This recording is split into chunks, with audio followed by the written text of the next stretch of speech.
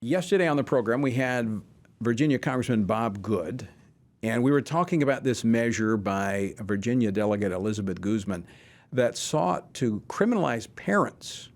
All right, now I'm going to talk slowly so that you'll grasp the magnitude of this.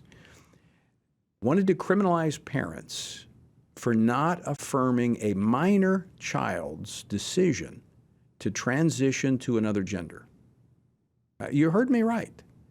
Criminalize a parent who would not celebrate a small child who has, been confused by the social media or the indoctrination in their classroom. If the parent refuses to go along with it, they could be charged with a crime. Well, after a firestorm, thankfully, of opposition, the measure was pulled back. But there is now more information on what was behind the bill's introduction. And also, it points to why you need to be watching what's happening in your schools. Joining me now to discuss this is FRC Senior Fellow for Education Studies, a former member of the Trump administration in the Department of Education, Meg Kilgannon. Meg, welcome back to the program. Thanks for having me back.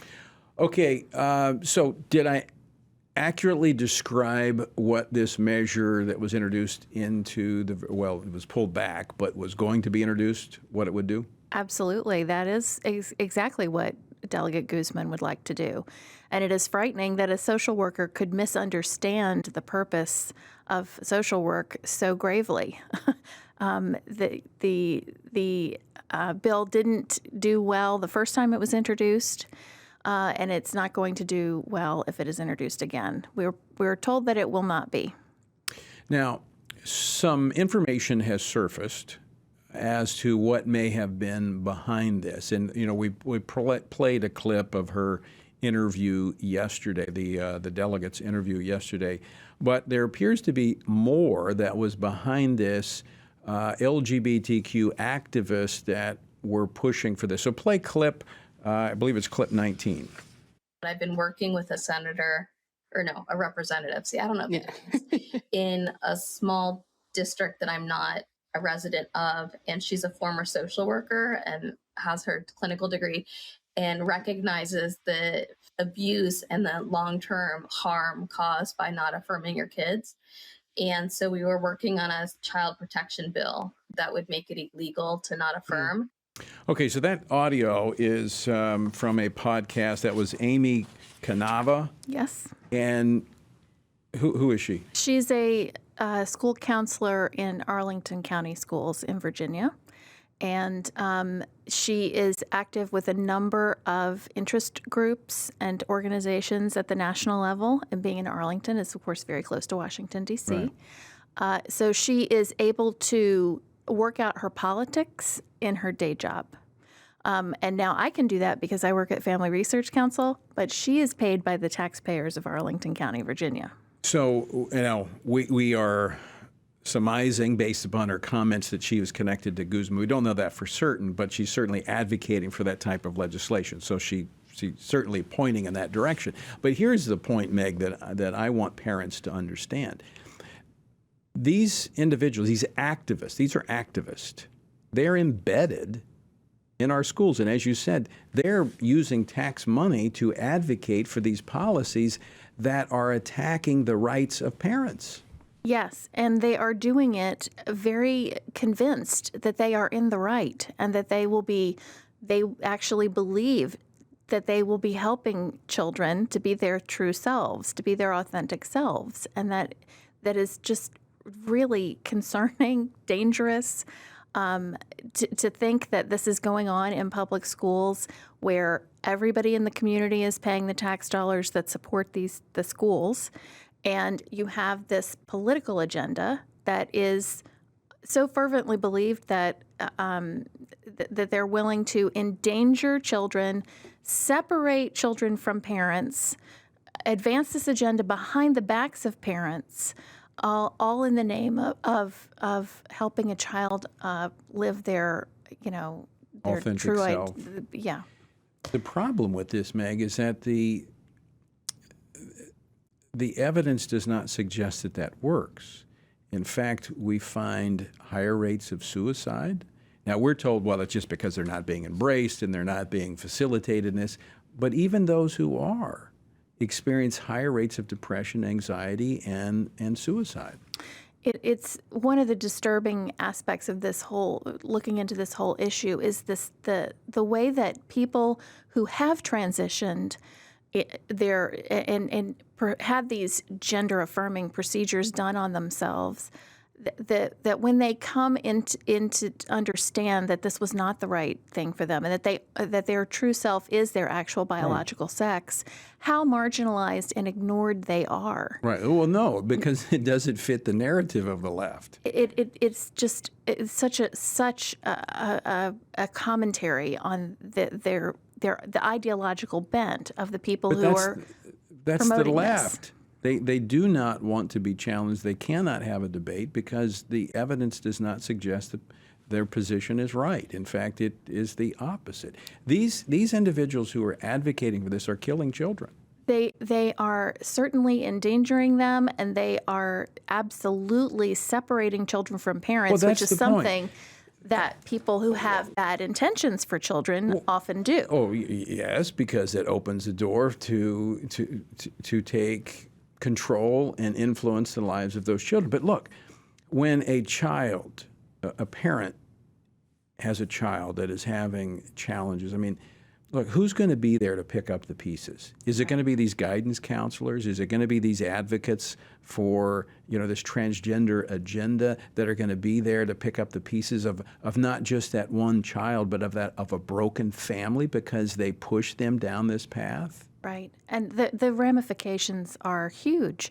It's not just the child who's in crisis, it's every other child in that family is also in crisis because their brother or sister is, right? Well, but we see these things, they have this effect of if one of these children has, these emotional issues, especially when you have suicide involved, it has repercussions throughout the entire community. And you see other kids then that begin to mirror that behavior.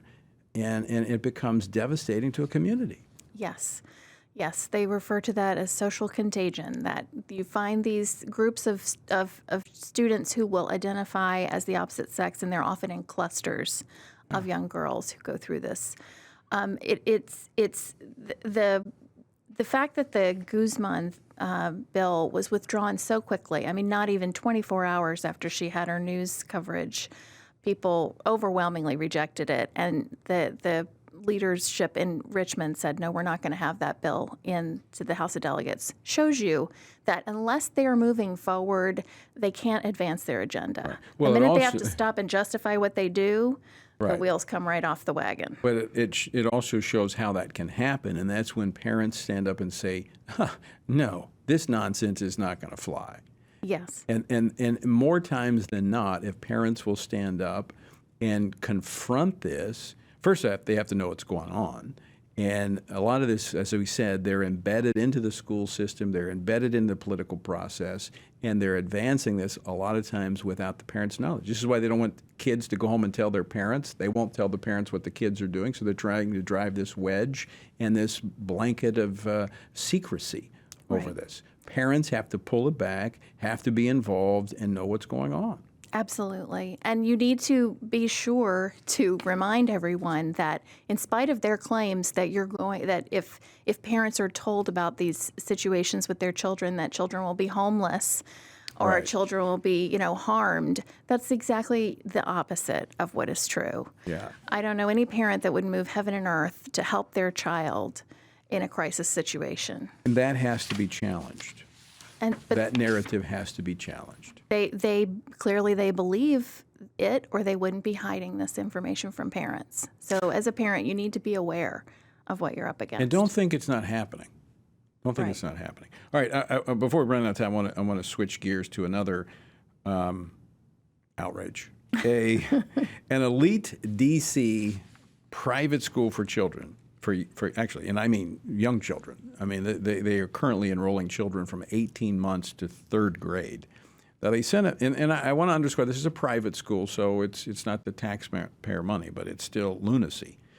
They sent an email to parents, which found its way onto social media, and the email reads in part, quote, we wanted to take an opportunity to share some exciting news with you, though you may have already noted Mr. Powell's growing belly.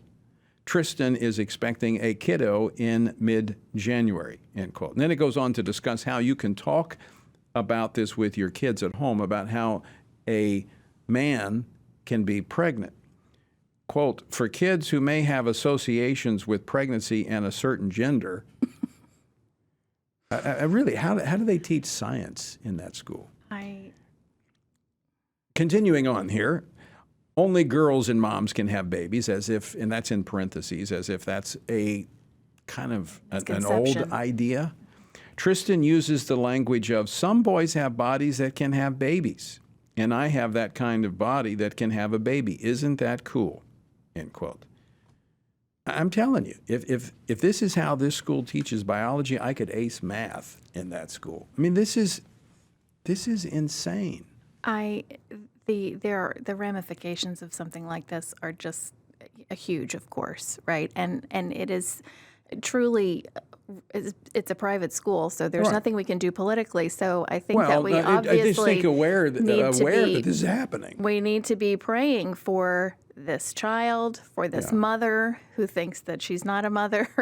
I mean, this is a tragic situation. And the children, the little young minds that are going to be warped by being confronted with this situation, and that the parents are being equipped to participate with them in the indoctrination. Like it's normal. And this is, keep in mind, this is focused on children between 18 months and third grade. This is when when we talk about this so much on the program, this is when a child's worldview is formed. I mean, God help us as a nation if this is what we're doing to children and acting as if this is normal. We are twisting the minds of these children, and we are destroying the nation. I think, Meg, we have to stand up resolutely to this agenda, because we cannot think, oh, this isn't going to affect me. Look, I live in Texas. We don't have this. I live in Oklahoma. I live in Louisiana. It is in every state, and it is a rejection of truth. I mean, I was joking a little bit, but how do you teach science? How do you teach anything? I mean, if you can tell me that you're a man and you're pregnant, then who gives you the authority to tell me that my math homework is not correct? You have to have a standard. You have to have some absolutes. We've on the right, we've always said that there is an absolute truth and it can be known. And we warn people about the consequences of denying that reality, right, politically. And now, sadly, it's going to be displayed for our children what the consequences of that denial of truth really is. And so, though we were quiet and polite in the early stages of this, now we're going to have to deal with the real serious and disturbing implications of denying God's truth about the human person. We need to call out those deniers, those who deny truth. You know, they want to talk about us in elections. Well, those are the real deniers, denying truth. Well, I had a really nice life before this all came into my school system in Fairfax County.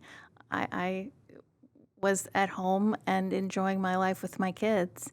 And I think that that's the story of a lot of moms who see this coming into their community and say, you know what, I'm going to have to be engaged. Well, I pray that the Lord would give us many more mothers like Meg Kilgannon who will, roll up their sleeves, take responsibility. I mean, you were in the Trump Department of Education. You're now leading the effort and training up others across the country to stand up and speak up. We're going to win a lot of school board races in November if people get out and pray, and if they vote, and if they take a stand. Yeah, it is past time that we do that. There is so much at stake, and these things have, frankly, they have eternal consequences. Indeed. Meg, we're out of time. Always great to see you. Thanks.